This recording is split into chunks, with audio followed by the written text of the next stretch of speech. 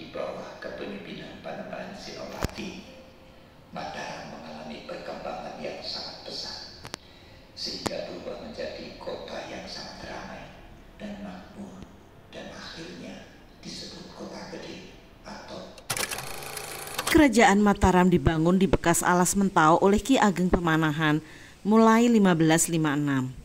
Setelah Sultan Pajang Hadiwijaya mangkat, barulah Sutawijaya menobatkan diri sebagai Sultan Mataram dengan gelar Panembahan Senopati ing Ngalogo, dan kawasan yang dibangun semakin besar sehingga dikenal sebagai Kota Gede. Namun perjalanan zaman membuat keraton tidak selamanya di Kota Gede. Pusat kerajaan bahkan beberapa kali mengalami perpindahan. Lalu bagaimana kondisi bekas keraton-keraton tersebut? Sebelum dilanjutkan, subscribe kanal ini lebih dulu, like, komen, dan share, serta dentingkan lonceng, agar kanal ini bisa terus mengunjungi dengan informasi menarik lainnya. Dalam kosmologi Jawa, kekuasaan dan kepemimpinan selalu diselimuti aura spiritualitas. Seseorang menjadi pemimpin karena dikaruniai wahyu keprabon. Meski konsep wahyu keprabon menjadikan kedudukan raja tidak stabil, sebab wahyu dapat berpindah setiap waktu. Namun dalam khasanah kerajaan Jawa, konsep ini lebih dominan daripada legitimasi hak lain, misalnya keturunan. Sementara keraton sebagai tempat tinggal raja yang juga tidak lepas dari konsep tersebut. Karena lokasi dan posisi keraton, acap dibangun setelah mendengarkan wisik atau wahyu. Dan ketika wahyu oncat, misalnya keraton terbakar atau dikuasai musuh, biasanya keraton tidak digunakan lagi. Panembahan Senopati bertahta pada 1586 hingga 1601. Meski sang putra Sultan Hanyokroowati juga bertahta di Keraton Kota Gede hingga 1613, namun hingga kini tidak mudah menentukan posisi pas Keraton Kota Gede. Diperkirakan di selatan makam raja, apalagi kemudian diketemukan Watu Gilang yang diyakini sebagai singgasana Raja Mataram, Panembahan Senopati, Sendang Seliran yang kini ada di kawasan makam raja, serta Benteng Baluarti. Kawasan tersebut sudah menjadi pemukiman padat penduduk.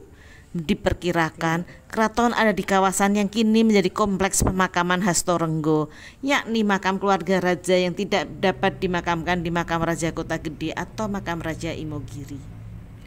Raden Mas Rangsang yang kemudian bergelar Sultan Agung bertahta, kemudian membangun keraton besar dan megah di Kerto sejak 1614. Raja besar yang bercita-cita mengusir kompeni ini kemudian pindah ke Kerto sejak 1622. Dari Kerto inilah Sultan Agung merancang strategi menyerang Batavia. Namun kawasan ini kini rata dengan tanah dan hanya diketemukan kawasan yang dikenal dengan nama Lemah Debur dengan 3 ompak penyangga tiang.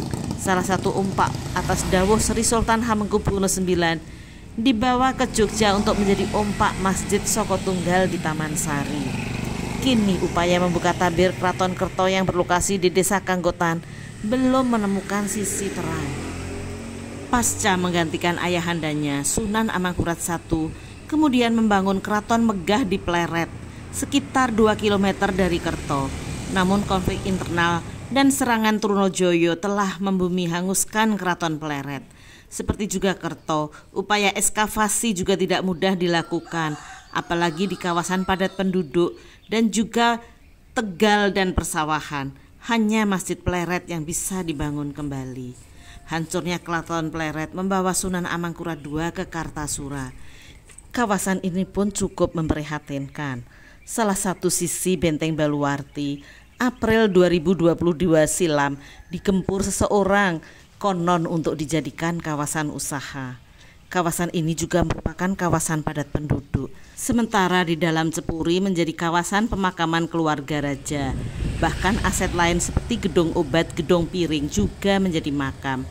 Inilah 4 keraton Mataram yang sudah ditinggalkan.